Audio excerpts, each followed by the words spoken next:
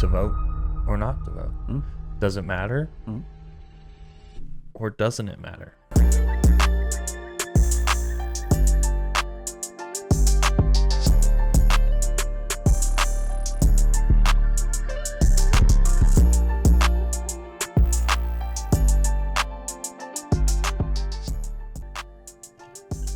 Good Monday to you, fam. This is B. And this is D. Welcome back to Everyday Christians. Another Monday. Another Monday. Here we are. Mm-hmm. Loving it. With a lot of new learned information. It's a good day. It is a very good day in post-production for us here. Mm. You have no idea until you know. If you don't know, now you know. Glory, glory. Okay, well, we are going to, because November 5th feels like it's so far away, but at the same time, it feels like it's right around the corner. To vote or not to vote is going to be the discussion of today's podcast. Sole opinions of Christian men that are trying to raise their family in this insane world that we live in. Indeed. But we want to focus on what we're going to talk about today. Mm-hmm. To vote or not to vote. Mm. Does it matter? Mm. Or doesn't it matter? That's a big topic. We've seen, I mean, you can ask the bigwigs of the United States, the big voices, and they'll tell you, well, yeah, go vote, but all of a sudden there's 80,000 votes at 3 a.m. or however many it was. Yeah. That came through for the other party. Or Just whatever happened. Yeah. just random. I mean, it just, the graph was here and then it just goes straight up. And it's like, does it matter? Right? Mm-hmm. And that's what we want to talk about is freedom. Is this country that God has blessed us with? I mean, there's so many, I tell them go to a third world country because it might be ignorant of me to say that, but there's so many people that hate the United States, that live in the United States, that have no idea what Haiti looks like, have no idea what Afghanistan looks like. Yeah. Go live in these places, have fun. Or just go visit. Because really, we have first world issues, and that's what we deal with, is that our phone doesn't charge fast enough, or that we run into too many stoplights when we're going out to eat. It just takes us a little too long to drive and get that burger, or those are not what a developing nation, as they say, or a third world country has to deal with. And when we talk about voting, do we vote? Do we not vote? Does it matter? Why don't we start, at least in my mind, starting with, do you vote and have you voted? Ever since I was able to, I did vote. Okay. Now, who for?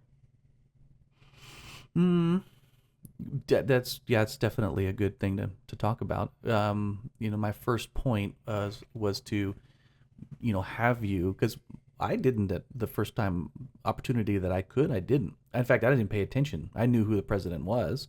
I knew who the candidates were to vote for. But it wasn't a priority.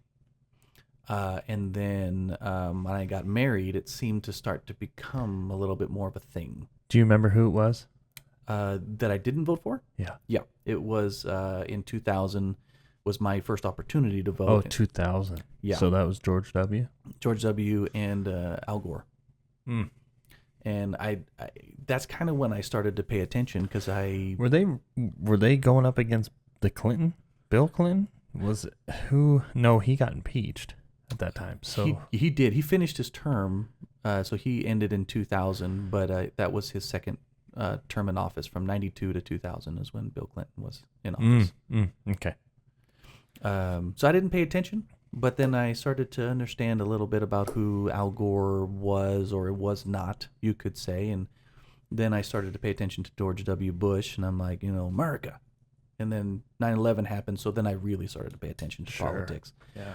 And then I got married in '04 to your beautiful sister. Hold on. Time out. Hmm. Isn't it amazing? You were just saying, didn't really pay attention. 2001.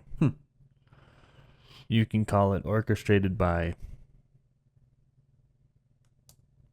whoever you want. Oh, and I have ideas, but we'll talk about that later. All the conspiracy theories you want, but I believe God allowed it to happen. And this is why. Not to hurt any of those families, not to hurt any of those things, or anybody that was involved, or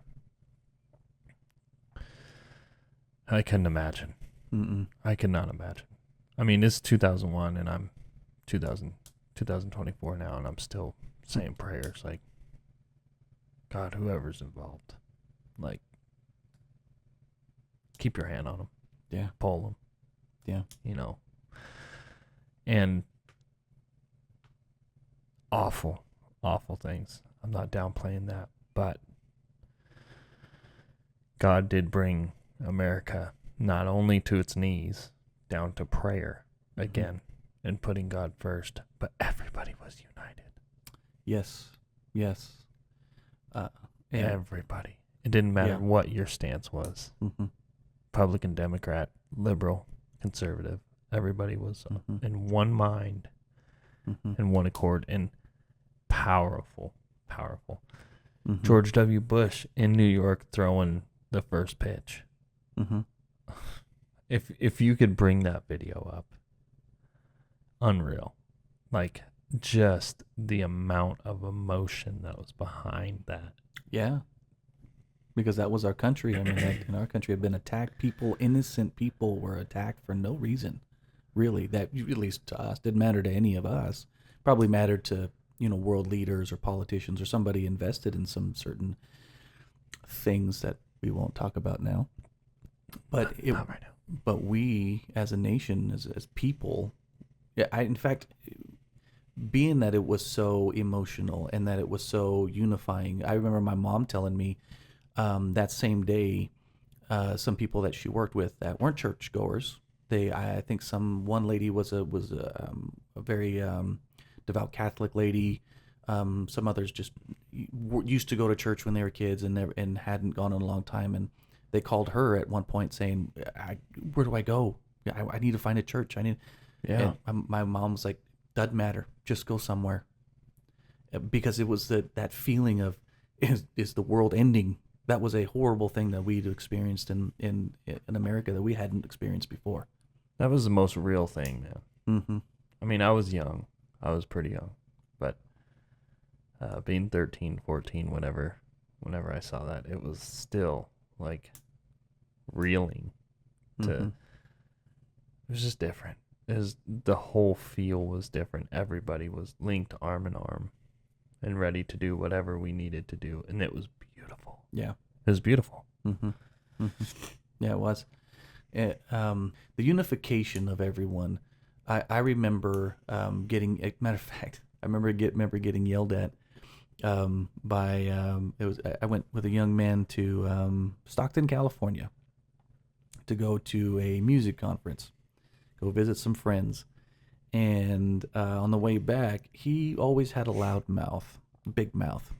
He was a little guy, but he did. And there was some bikers that we were just going past, and he kind of made a motion like, slow down, through the window. They caught up to us. Okay, we're little Idaho kids, in a rough part of California. They didn't take well to that. But as he rolled up, kind of cussing us out, he said, he basically just what he told him was, it's not a good time right now to be talking smack. Right now it's a time to be together. Kind of made me go, wow. I thought he was just going to pull him out and just beat him up right there. He was probably, a middle-aged guy, pretty big biker. Yeah. But that was pretty telling moment where we were. It didn't matter if you're a veteran, military. It didn't matter what you were. Everybody was linked arm in arm, and Yeah. Now look at our military now. They're literally they're calling it a crisis. A military crisis. A recruiting crisis. Oh. They're calling it. They can't get anybody to recruit. It's wild. That's wild. These next generations. I know my boy, very interested in I mean pushing himself to like special forces kind of interested. Like he wants to be the best of the best in the military. And I'm like, wow. I don't know how I feel yet. He is almost 16. But to vote or not to vote, Brian? Gotta vote. Even if it feels like you're just a drop in the bucket, and in your one little, let's just say your vote, your water droplet in the ocean doesn't matter. It does. If no one else to you and your family, because your vote, that once it's cast, and just backing up for a second, something that we do at our church, we actually have a voting precinct, and we all run it. I'm the chief judge, my wife's the assistant chief judge, and we just oversee that precinct, all the voting. Danny's helped, his wife helps, my wife helps, my daughter's been helping, and so on and so forth. And it's pretty cool to see the process. It's pretty cool to know that not only does your vote count, but there's a whole thing that happens when you vote. And it has to be very secure, at least in Idaho. I can't speak for any other states, any other precincts, but for us, it's very private, it's very anonymous, and everything's tallied, to the T, if you will. But if you don't vote, because there's been times I haven't voted. There's been twice that I haven't voted when I had the opportunity to. Because one time, which was, it was Obama and Mitt Romney. Yes. I think we've talked about this before. Yeah. I didn't vote because I didn't like either party. At some point, I became dissuaded of the Republican and the Democratic Party, and I said, "What does it matter? I'm voting for the same thing. It's just a different name. So I'm just not going to vote." And that was not the right decision, and now I see it's not the right decision. There's more than two candidates, though.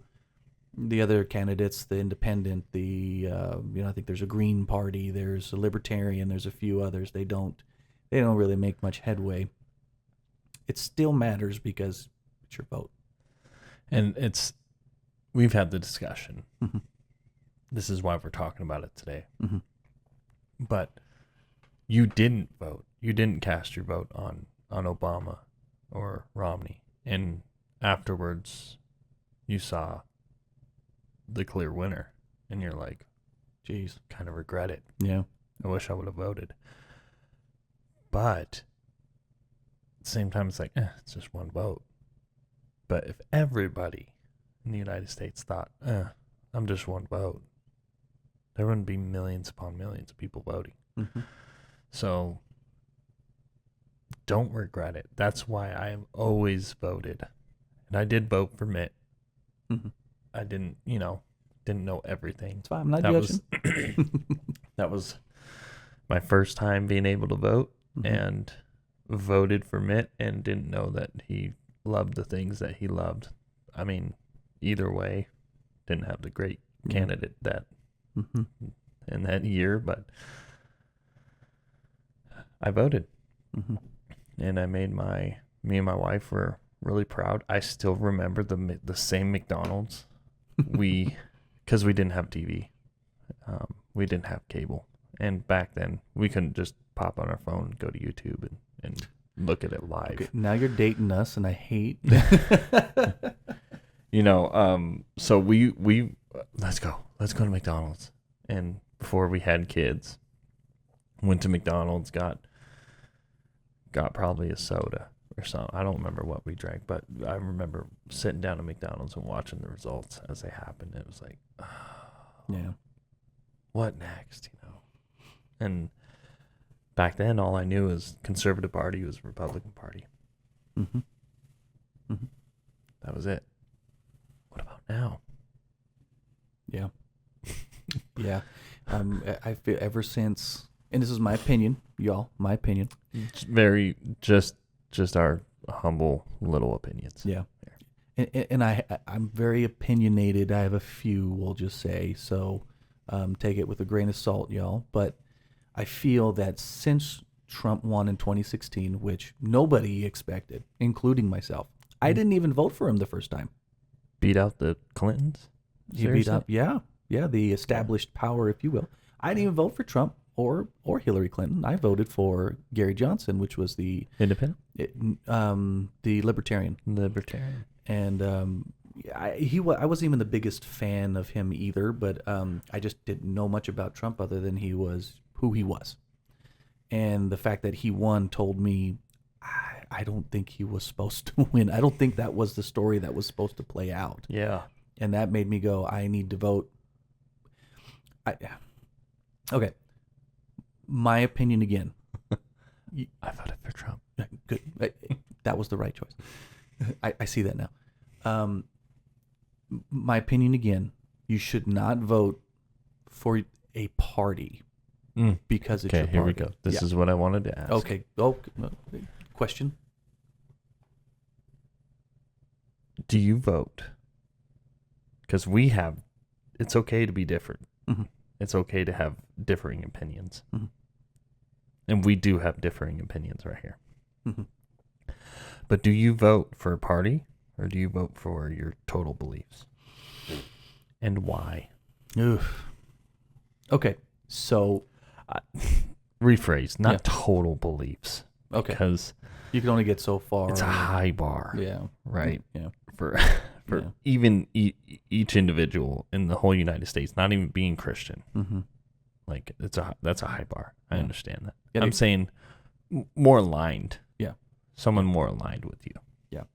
So my heart tells me you vote for the individual because the individual, the person, is going to be more telling than the party. Because if you vote for the party, whoever the party is, doesn't matter what side of the aisle you're on, they're going to tell you what they want you to, what they believe you want to hear, so they can get in office. And ever since the Clintons, Bill Clinton in the 90s, I as a young man, I learned they don't do what they say they're going to do. And I think it actually went back to Papa George Bush.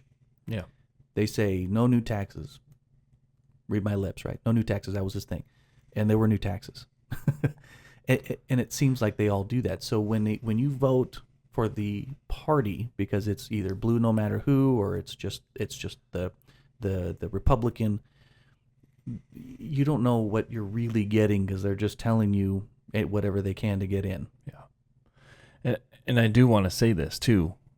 I think most, even mainstream podcasters I've heard, most of them are saying, I align more libertarian. I align more libertarian. Mm-hmm. I align. And I think most of us, even as Christians, align more to libertarian. Mm-hmm. Because they're more aligned with our views on things. A lot of them. There's some, obviously, Yeah. that, no. But. So, again, you vote for the individual, not for the party. So when I started down this rabbit hole of I got to learn who the libertarians are because I don't believe in the Republicans or the Democrats, so it's got to be something else. A lot of them don't align to a lot of what I would believe or would want. Like, for example, I'm okay. They believe in small, and just a quick little lesson here, I guess, if you will, if you don't know about the Libertarian Party. A lot of them, for the most part, as a party, they don't believe in large government. They believe in small, big government and more local government, like by the state. Let the state run everything. Federal government doesn't be telling you what to do. And we did see some policies from Trump when he was in office that gave it back to the states. Right. This should not be a federal issue here. Right. States to handle that. Mm-hmm. Which is, I agree with this. Not this big brother kind of thing. It's just leave it with the state. They also, for the most part, because they're very freedom oriented, they're very pro-choice. legalize a lot of many types of drugs that are right now contraband and going after, because they feel we're spending money going after these drug wars that we don't need to spend. They could be spent somewhere else. I'm like, okay, I could see some of that, but I don't really want like heroin running around just kind of rampant. But they're leave it up to the state. Mushrooms in Oregon. No, my goodness, yeah. So I'm very not pro-choice. I believe pro-life. So the individual I was following, his name is Austin Peterson. He's a libertarian that believes in some of the things I don't necessarily agree with, Sure. but he is a pro-life libertarian. And a lot of, I've seen too, a lot of, I'm saying what we don't agree with most of the time. Policies, we agree with most things on the libertarian side. Right, yeah. The thing that we probably don't align with too much as being Christian men is I don't care, do it, it doesn't bother me. That kind of, I don't care if you smoke weed, it doesn't bother me. I don't care if you are this or that, it doesn't bother me. We're just not going to take it to children's education, or we're not going to be presenting it in the schools as, Yeah. Kind of like you don't want us to shove religion down your throat. If that's Right. how you believe, you don't believe in that. Mm-hmm. We don't want you to shove your policies and your beliefs down ours. Right. And that's it. And that's kind of that libertarian mentality, I guess. It's pretty cut and dry. Yeah. But obviously I don't want everybody, just because it doesn't bother me doesn't mean that it might not bother the other person in the other car when you're impaired Right. on whatever, Yeah. And so if you're wondering, do I vote libertarian? I did once. The more I looked into the Libertarian Party as a whole, I'm like, these folks kind of don't have everything together. They're kind of a little crazy. But I again, couldn't believe in either one. So now I'm voting for Trump. That's what I will. My vote will be cast for Trump because I believe in Trump. He's not a politician, because politicians, especially career politicians, again, my opinion, okay? Mm-hmm. Career politicians tend to want to stay in power. They have their own interests. Again, they tell you what they want, what you want to hear, so that you will vote them in and continue their reign, if you will. Yeah, their rhetoric. Yeah, their views and their policies. I think that's what awoke everybody in 2016. Yeah, That's why it swayed so much, because we're sick. I mean, look at Ronald Reagan. What happened there? Mm-hmm. And once we get everything, real professional, we're going to have a nice little professional artwork in the background of Ronald Reagan saying. It said that the most terrifying 9 words of the English language are, "I'm from the government and I'm here to help." Yeah. And that's a president. And that's somebody that wasn't a career politician. And then you look at Trump and what he did. I mean, he got to work. Mm-hmm. Whatever opinion you have of Trump, there's not many presidents that work that hard that fast. Yeah. Right off the bat. And it's okay when you're voting for the person, right? You don't agree with who the person is, because he's not a perfect man, and he never has been. No. But what he's done for the country is what I agree with. So I don't necessarily agree with his lifestyle, what he's done, what he's said, because he has a huge ego. Yeah. He probably even more so than, Obama and Kamala and Biden. He really does. But what he's done has spoken a lot louder than what it is he's ever said and what he's quote unquote done, if that makes sense. Yeah. Which is why I vote for him, and why I would have voted for Reagan had I been alive during that time. He also was not a politician. Yeah. And is considered one of the greatest, at least in the modern era, of presidents. And I'm wondering too, please comment what your thoughts are on the voting process. But he went to voting for the individual, and then seeing Libertarian Party's kind of out of whack. I mean, he's going back to the Republican Party, still more aligned with the individual kind of premise, correct? Right. My voting style is there's only two choices, right or wrong, of how I vote. There's only two choices. It's either Democrat or Republican. And it's swayed in that way no matter how hard the libertarians or the independents try. It will never, I don't want to say never, especially in this November 5th, it's not likely. And for some time, I don't see it being likely. Maybe our kids will see it as independent. It's like, oh, it's either independent or Democratic. Like, that'd be amazing for something else to be in the mix, actually be in the mix. Yeah, really. But I vote, okay, which one has the views closer to mine? And it's always the conservative side of the Republican Party. I'm not saying I'm just Republican, that's it. I don't agree with a lot of things. But for me, it's one of two choices. I got to pick the better one. So, to that point, which is a good, this is a question that I've asked a lot of people. I'm sure it's one that maybe others have thought that are listening. And that is, and I'd like to see what your opinion is on this, is if I don't vote for, because you tend to lean conservative, so you like the Republican Party. If I vote for the independent or the libertarian or another candidate, then I'm taking away a vote for the conservative or the Republican. Do you feel that that's the case, and why?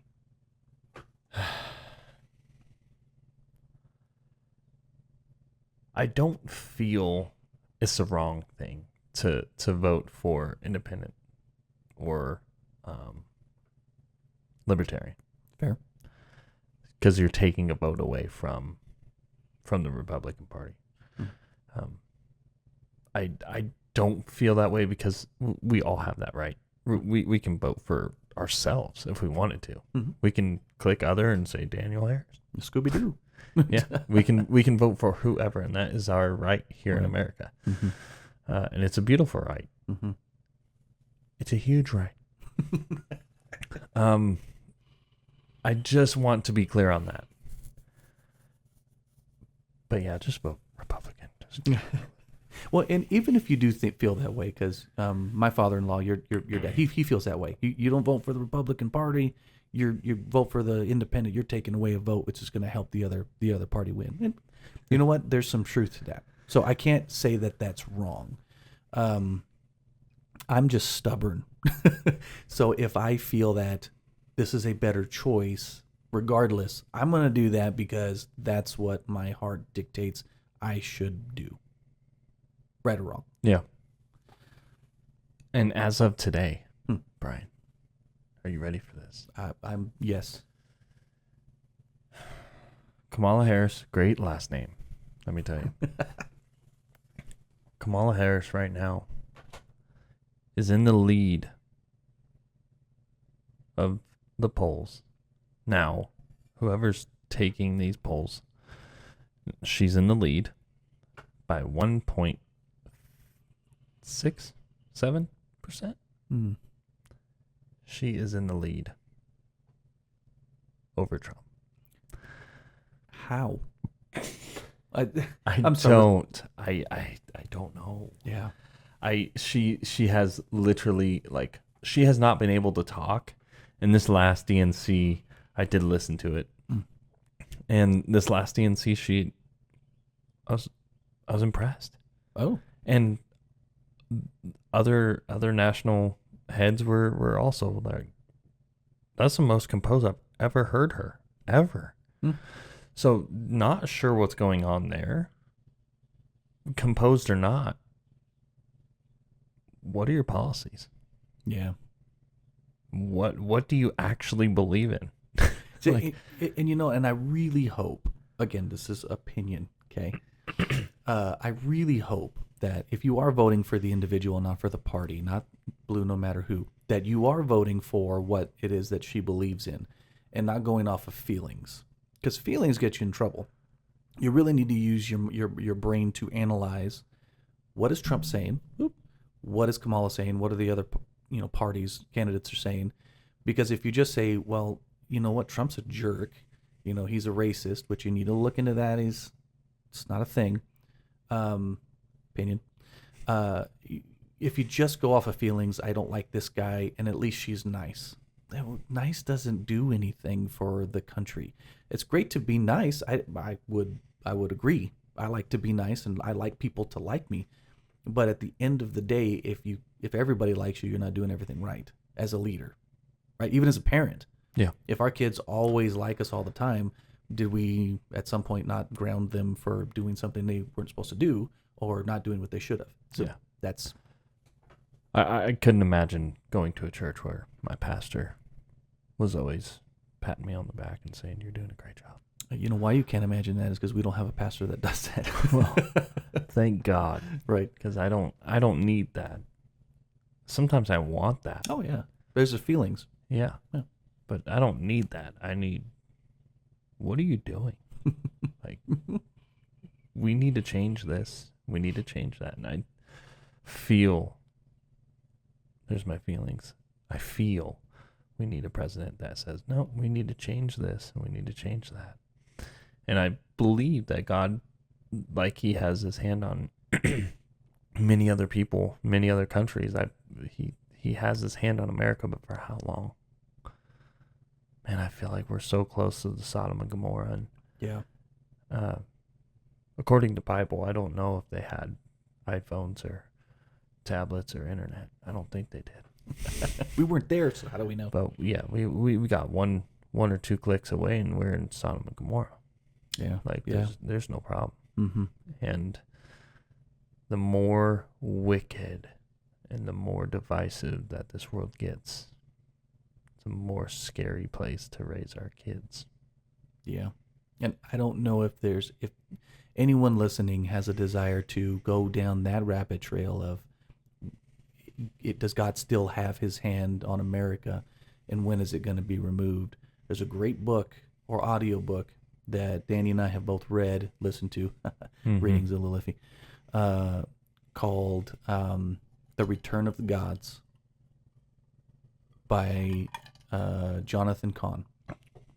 It's a great kind of, it's almost feels like it's a lot of information and a lot of what do you want? Heavy information. But my goodness, is it good. If you go into that book with an open mind, it will blow your mind. Mm-hmm. And I say that to say this. We as Christians see this destruction. We see Sodom and Gomorrah around us. We see this and that. But there's also a hurting, lost, and dying world that, especially apostolic see.